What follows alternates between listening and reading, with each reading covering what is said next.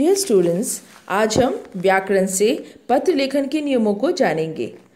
हमारे जीवन में पत्र लेखन की बहुत उपयोगिता है क्योंकि यह हमारे विचारों को व्यक्त करने का उत्तम साधन है। इसलिए अच्छे एवं प्रभावशाली पत्र लिखने के नियमों को जानना आवश्यक है। जैसे पत्र सरल और स्वाभाविक भाषा और शैली में हो, जिससे पत्र पढ़ने वाले को सारी बात अच्छी तरह से समझ आ जाए। उसे ऐसा लगे मानो पत्र लेखक जिसने लिखा है खुद उसके सामने बैठा है। ना तो पत्र में अनावश्यक विस्तार हो अर्थात बड़ा हो और ना ही बहुत छोटा हो। पत्र की शुरुआत सही अभिवादन और संबोधन से होना चाहिए। घरेलू पत्रों की शुरुआत कुशल समाचार से होनी चाहिए। आपके प्रश्न पत्र के अनुसार पत्र लेखन के लिए निर्धारित अंक 7 है। परीक्षा में औपचारिक तथा अनौपचारिक दोनों प्रकार के ही पत्र पूछे जाते हैं। पत्र लेखन की शब्द सीमा लगभग 120 शब्द रखी गई है, परंतु शब्दों की सीमा इससे कुछ अधिक हो सकती है, लेकिन कम नहीं। दोनों प्रकार के पत्रों की लेखन शैली में थोड़ा अंतर होता है। आज हम औपचारिक और अनौपचारिक पत्र दोनों के नियमों के बारे में जानेंगे। सबसे पहले औपचारिक पत्र।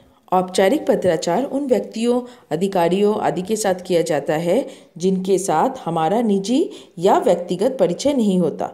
इसलिए इन पत्रों में औपचारिकता पर विशेष ध्यान दिया जाता है। इन पत्रों को लिखते समय तथ्यों, विचारों, सूचनाओं अथवा मुख्य कथ्य पर विशेष बल दिया जाता है। प्रार्थना पत्र, आवेदन पत्र व अधिकारियों को शिकायती पत्र, संपादकों को लिखे गए पत्र, व्यावसायिक पत्र आदि औपचारिक पत्रों के अंतर्गत आते हैं। दूसरा है अनौपचारिक पत्र।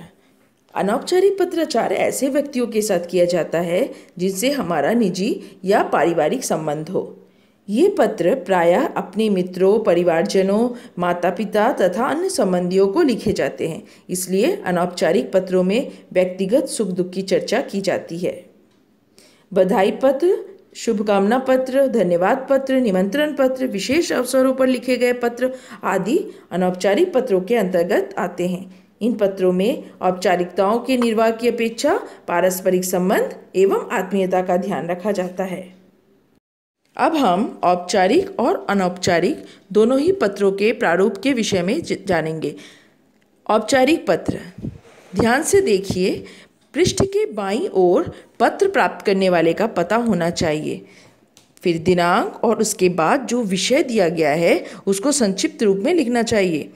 संबोधन अब कैसा होना चाहिए? अपरिचित व्यक्ति, अधिकारी, प्रकाशक आदि के लिए मान्यवर, माननीय और प्रधानाचार्य के लिए आदरणीय शब्द लिखना चाहिए।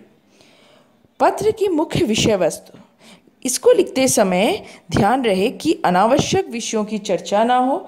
अपनी बात व्यवस्थित रूप से लिखना चाहिए और पत्र के अंत में धन्यवाद अवश्य लिखें।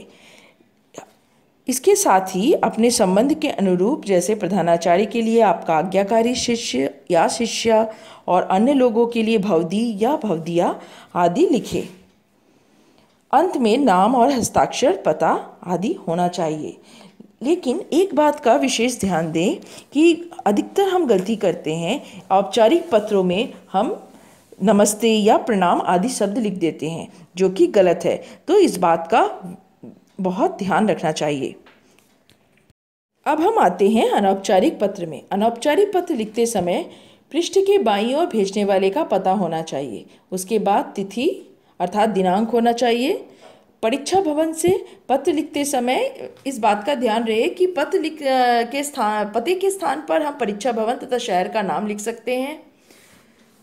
संबोधन या अभिवादन का पत्र में बहुत महत्व होता है, इसीलिए संबोधनों के स्थान पर हम कई अच्छे अच्छे विशेषण इस्तेमाल कर सकते हैं, जैसे पूज्य, पूज्यवर, पूजनीय, आदरणीय, माननीय या फिर प्रिय मित्र, प्रिय बहन, बंधुवर आदि।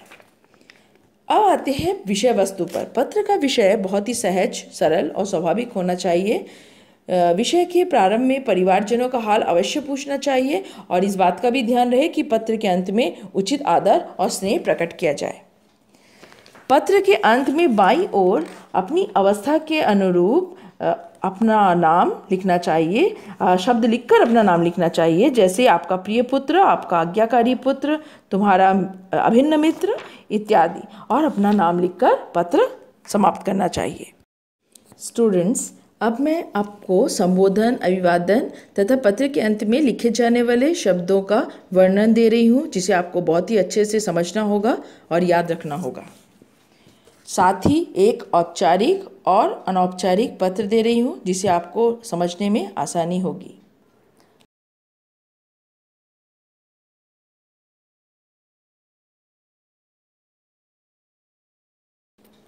अंत में आपको दोनों ही पत्रों से संबंधित कुछ विषय दे रही हूँ, जिसे आप नियमानुसार अभ्यास कर सकते हैं। Thank you.